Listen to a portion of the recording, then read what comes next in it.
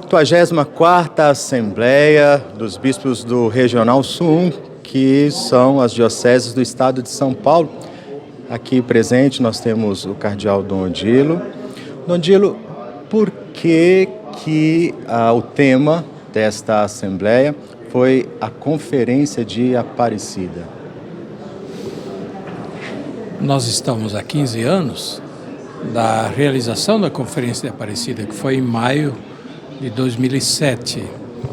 E, portanto, seguindo inclusive uma orientação do Papa, nós estamos fazendo uma avaliação dos frutos que a Aparecida já deu, já produziu, das lacunas, do que ainda não foi traduzido em práticas a partir do documento de Aparecida. E o Papa diz, é preciso voltar ao documento de Aparecida, que ele é muito rico, tem muita riqueza para explorar ainda para a vida da Igreja na América Latina.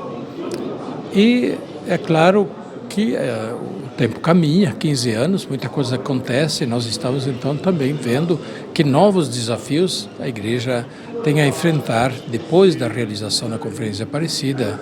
15 anos, naturalmente, muitas coisas se desenvolveram e que ainda não estavam assim tão claras ou não tão fortes em Aparecida. Então, matéria para uma boa reflexão temos bastante. Quais os principais tópicos, aspectos da Conferência de Aparecida que o senhor gostaria de destacar? Bem, o que nos leva a refletir bastante são aqueles chamados, digamos, mais centrais da Conferência de Aparecida, e que, digamos assim, implicam ou indicam também uma nova caminhada para a Igreja. Então, primeiramente, o chamado a partir de novo de Jesus Cristo e do Evangelho.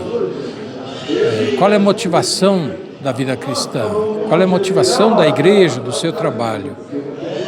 É Jesus Cristo, é o Evangelho, é o envio missionário.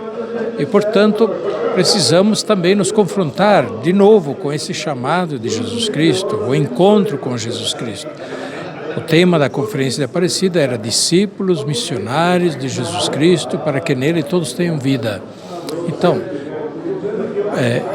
muito se disse na Conferência de Aparecida que primeiro precisamos ser discípulos, para depois sermos missionários. Sem sermos discípulos, não somos missionários, não seremos missionários.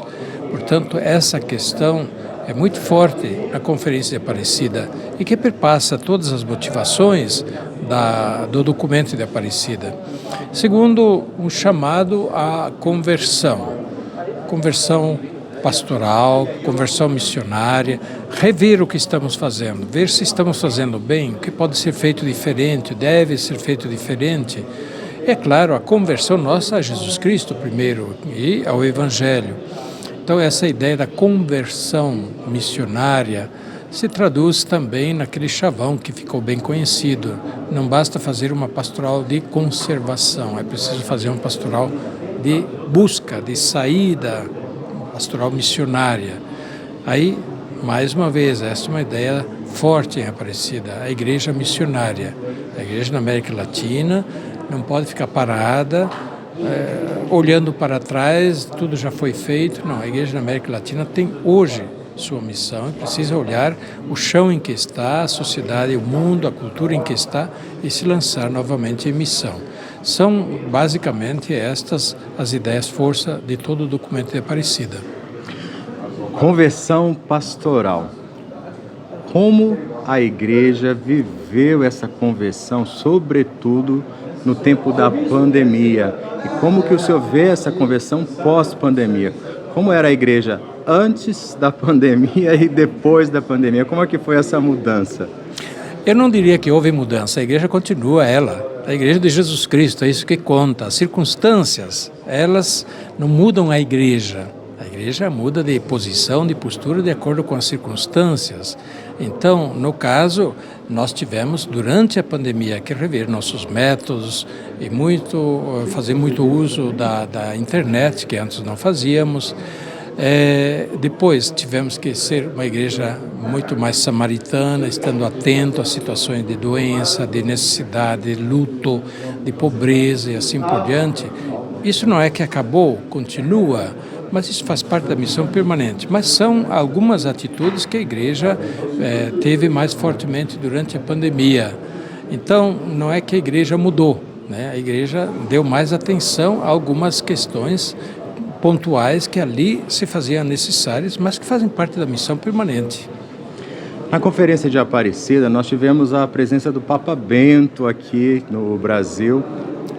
Como que foi essa experiência do Papa? O Papa Bento XVI, ele veio em 2007 para inaugurar a Conferência de Aparecida, mas primeiramente passou em São Paulo e aqui ele fez a canonização de Santo Antônio de Santana Galvão, o primeiro santo nascido no Brasil.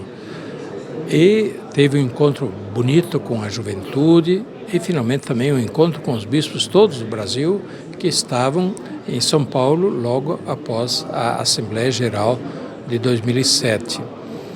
E depois foi a Aparecida e lá fez a abertura da Conferência de Aparecida.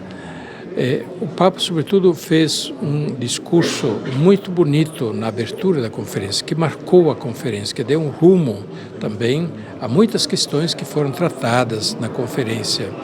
Assim, a presença do Papa Bento XVI foi iluminadora, diria, para o trabalho da conferência.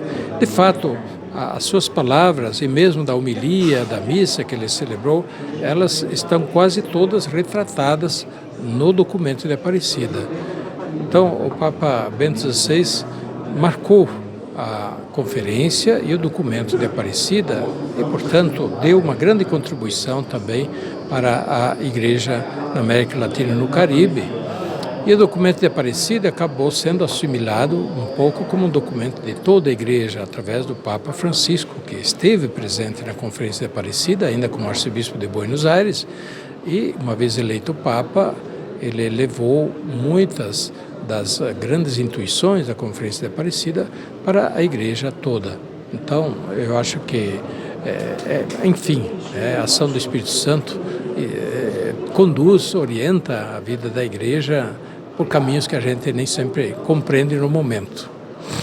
Qual o principal desafio o senhor destacaria para a Igreja, para o Papa Francisco, a partir de Aparecida? Bem, nós temos que continuar com as questões postas no documento de Aparecida.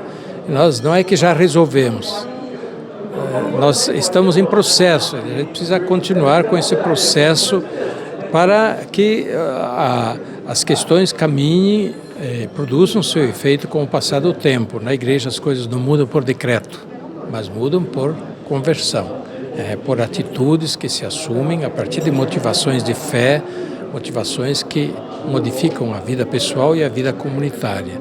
Então, precisamos continuar nesse processo de conversão pastoral, no processo de conversão missionária, de sermos igreja missionária em estado de missão, não de vez em quando uma missão, não, nós somos igreja missionária por excelência.